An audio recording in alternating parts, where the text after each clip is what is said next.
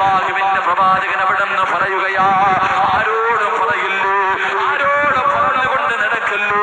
ഈ 4 കാര്യങ്ങളും മറച്ചു വെക്കേണ്ട 4 കാര്യങ്ങളാ. ഈ 4 കാര്യങ്ങൾ ഏതെങ്കിലും ഒരു മനസ്സിനെ മറച്ചു വെച്ചാ അത് സ്വർഗത്തിലെ നിധിയാണെന്ന് നബി മുഹമ്മദ് മുസ്തഫ സല്ലല്ലാഹു അലൈഹി വസല്ലമ തങ്ങൾ അവിടെ നിന്ന് പറയുമ്പോ ഒന്നാമത്തെ കാര്യം എന്താ? റസൂലുള്ള പറയുകയാ,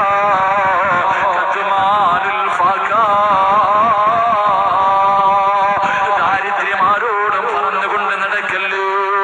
എനിക്ക് പണമില്ലോ, എനിക്ക് കഴിക്കാൻ ഭക്ഷണമില്ലോ, എന്റെ വീടിന്റെ അകത്ത് പട്ടിണിയാണെന്ന് പറഞ്ഞുകൊണ്ട് നടക്കല്ലോ. പട്ടിണിയാണെങ്കിലും മറച്ചു വെക്കണം പെങ്ങള്, പട്ടിണിയാണെങ്കിലും മറച്ചു വെക്കണം പെങ്ങള്. അത് സ്വർഗത്തിന്റെ നിധിയാണെന്ന് നബി മുഹമ്മദ് മുസ്തഫ സല്ലല്ലാഹു അലൈഹി വസല്ലമ തങ്ങൾ പറയുമ്പോ ഉള്ളത് കൊണ്ട് തെറ്റിപ്പെടുകയല്ല, ഉള്ളത് കൊണ്ട് തെറ്റിപ്പെടാ പഠിക്കുക പെങ്ങള്. ജീവിതത്തിലെ സന്തോഷമുണ്ടാകാൻ പണം വേണമെന്നില്ലോ, കൊട്ടാരം വേണമെന്നില്ലോ, അത് നിന്റെ തെറ്റിദ്ധാരണയാണ് പൊന്നുമോള്. മഹാനായ നബി മുഹമ്മദ് മുസ്തഫ സല്ലല്ലാഹു അലൈഹി വസല്ലമ തങ്ങൾ ആ പ്രവാചകന്റെ കുടുംബ ജീവിതം എടുത്തു നോക്കൂ. 11 ഭാര്യമാരുമായി കുടുംബ ജീവിതം ജീവിച്ച, എങ്ങനെയാണ് ജീവിക്കേണ്ടതെന്ന് കാണിച്ചു തന്ന മുത്തുനബിയുടെ ചരിത്രം വായിച്ചു നോക്കൂ പെങ്ങള്. ജീവിതത്തിൽ ഒരിക്കലെങ്കിലും നീ പട്ടിണി കിടന്നിട്ടുണ്ടോ പൊന്നുമോള്? പച്ചില പറിച്ച് തിന്നിട്ടുണ്ടോ പൊന്നുമോള്? അല്ലാഹുവിന്റെ പ്രവാചകനും തന്റെ കുടുംബവും ശൈബ് അബീ താലിബ് എന്ന് പറയുന്ന മലഞ്ചെരുവില് പട്ടിണി കിടന്നു പെണ്ണ്. അതാ മലഞ്ചെരുവിലേക്ക് നാട് കിടത്തുന്ന സമയത്ത് അല്ലാഹുവിന്റെ പ്രവാചകൻ തന്റെ പ്രിയപ്പെട്ട ഭാര്യയായ ഖദീജ ബീബി റളിയല്ലാഹു തആല അൻഹാ, മുഖരാനിലെ പെണ്ണുങ്ങള് നിങ്ങൾ ആരെ പോലെയാകണമെന്നറിയുവോ? എങ്ങനെയാകണമെന്നറിയുവോ? റസൂലുള്ളാഹിന്റെ ഭാര്യയായ ഖദീജയെ പോലെയാകണം പെങ്ങള്. അല്ലാഹുവിന്റെ പ്രവാചകന് ശൈബ് അബീ താലിബ് എന്ന് പറയുന്ന മലഞ്ചെരുവിലേക്ക് അവിടുന്ന് അതാ ഖുറൈശികൾ മുഴുവനും മാറ്റി ഓടിക്കുമ്പോ ലോകത്തിന്റെ നേതാവ് ഖദീജയോട് പറയുന്നു, ഖദീജ മക്കളെയും കൂട്ടിയിട്ട് വീട്ടിലേക്ക് പോ ഖദീജ. കാരണം ഖദീജ ബീബി റളിയല്ലാഹു തആല അൻഹാ പണക്കാരന്റെ പൊന്നുമോളാണ്, ജീവിതത്തിൽ പട്ടിണി കിടന്നിട്ടില്ല, പ്രയാസം എന്തെന്നറിയില്ലോ, ബന്ധുക്കവും അറിയില്ല. അതുകൊണ്ട് ഖദീജ എന്റെ കൂടെ വന്നാ നിനക്ക് വല്ലാത്ത പ്രയാസമാ, പട്ടിണി കിടക്കേണ്ടി വരും ഖദീജ. എത്ര നാളാണെന്നറിയില്ല ഖദീജ.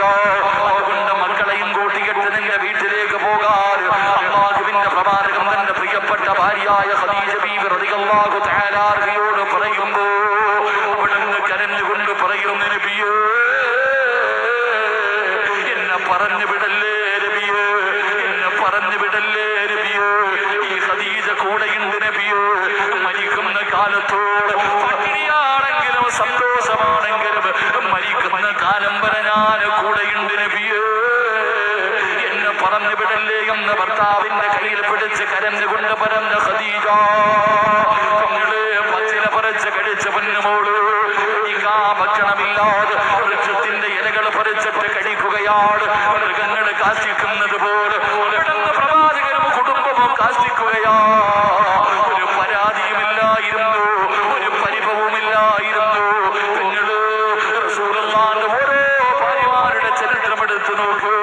മഹദിയായ ആയിഷ ബീബി റളിയല്ലാഹു തആല അൻഹാ അവിടെന്ന് പറയുകയാ, എന്റെ വീടിന്റെ അകത്തെങ്ങാനും വിളക്കിന്റെ അകത്ത് ഒഴിക്കുന്ന എണ്ണയുണ്ടായിരുന്നെങ്കിൽ വിശപ്പ് കാരണം ദാഹം കാരണം ഞാനതെടുത്ത് കുടിക്കുമായിരുന്നു സഹാബ. അതാ ആയിഷ ബീബി പറയുകയാ, അല്ലാഹുവിന്റെ പ്രവാചകന് വഫാത്താകുന്നതിന്റെ തലേ ദിവസം വീടിന്റെ അകത്ത് വിളക്ക് കത്തിച്ചില്ല. അവിടുത്തെ പടയെങ്കിൽ പണയമായിരുന്നു, വല്ലാത്ത ദാരിദ്ര്യമായിരുന്നു. ഒരിക്കൽ അല്ലാഹുവിന്റെ പ്രവാചകന് വീടിന്റെ അകത്തേക്ക് കിടന്നു വന്നിട്ട് അവിടുന്ന് ചോദിച്ചു, ആയിഷ കഴിക്കാൻ വല്ലതുമുണ്ടോ ആയിഷ? ഭർത്താവ് വിശന്നുകൊണ്ട് വീടിന്റെ അകത്ത് വന്ന് ഭാര്യയോട് ഭക്ഷണം ചോദിക്കുമ്പോ ആയിഷ ബീബി നിന്ന് കരയുകയാ. കാരണം കൊടുക്കാനൊന്നുമില്ലോ, കാരണം കൊടുക്കാനൊന്നുമില്ലോ.